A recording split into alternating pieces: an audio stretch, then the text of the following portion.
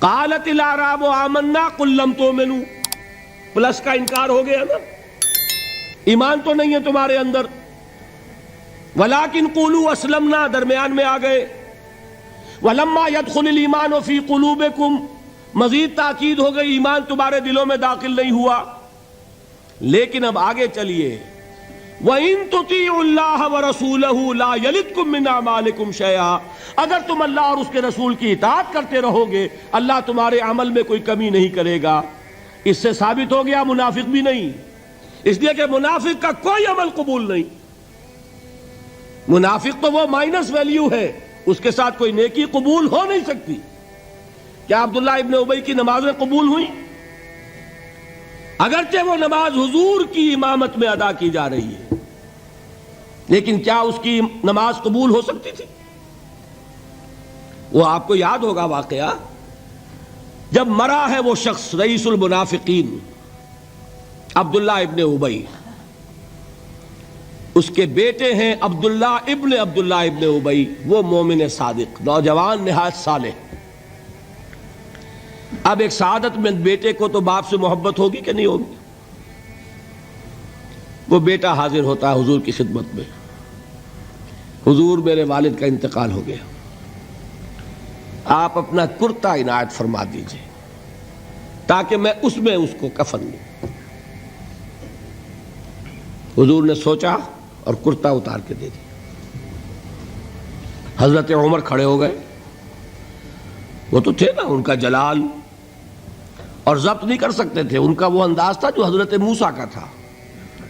حضرت خضر کو 3 دفعہ ٹوکا کہ نہیں، یہ کیا کیا تم نے؟ بغیر کسی جرم کے اس بچے کو ختم کر دیا.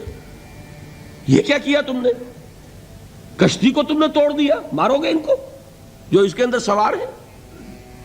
یہ کیا کیا؟ یہ دیوار سیدھی کر دی. یہ بدبخت انہوں نے ہمیں کھانے کو بھی نہیں دیا اور ان کی دیوار سیدھی کر رہے ہیں.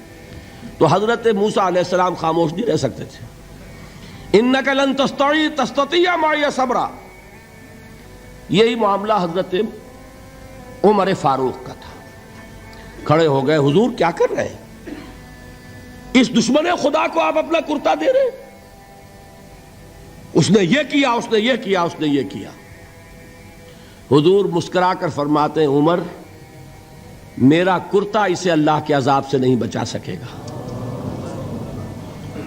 کبھی سنا آپ نے؟ لیکن ایک ہے مروت، ایک ہے شرافت. اس نیک اور صالح نوجوان نے آ کر مجھ سے ایک بات کہی، مجھ سے سوال کیا نا، کیا میری شرافت اور مروت اسے گوارا کر سکتی ہے کہ اس کا ہاتھ میں خالی لوٹا دوں؟ لیکن یہ نہیں کہ میرا کرتا اسے عذاب سے بچا لے گا. لیس للانسان الا ما سعى وان سعيه سوف يرى، نہیں ہے انسان کے لیے مگر وہی کچھ جس کے لیے اس نے محنت کی، بھاگ دوڑ کی.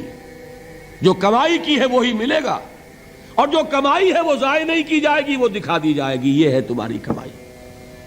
تو انسان کا معاملہ تو عمل سے ہے نا. اور میں یہ بھی بتا دوں، لطیف باتیں ہیں یہ کرتا حضور نے دیا کیوں؟ ایک تو آپ کی شرافت اور مروت. اسی شرافت اور مروت کا ایک اور پہلو یہ تھا، حضور اس شخص کا ایک احسان اپنے اوپر سمجھتے تھے.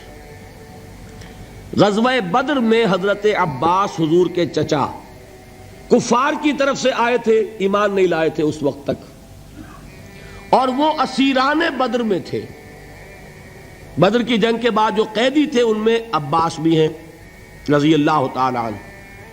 ان کو پاس کرتا نہیں تھا، کرتے کی ضرورت پیش آئی. وہ طویل القامت انسان تھے. عبداللہ ابن ابی نے اس وقت کرتا دیا تھا عباس کو. اس کو محمد الرسول اللہ اپنے اوپر ایک احسان سمجھتے تھے کہ میرے چچا کو اس شخص نے ایک وقت میں کرتا دیا تھا.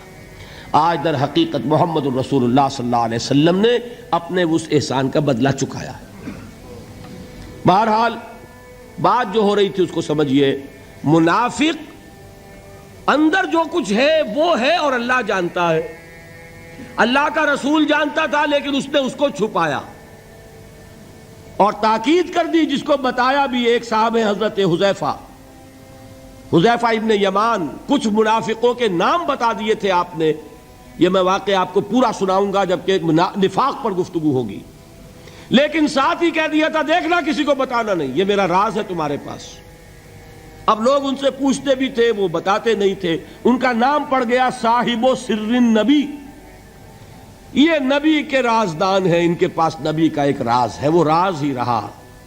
میں بتاؤں گا کہ کس نے پوچھا تھا، وہ تب نفاق کی حقیقت سمجھ میں آئے گی۔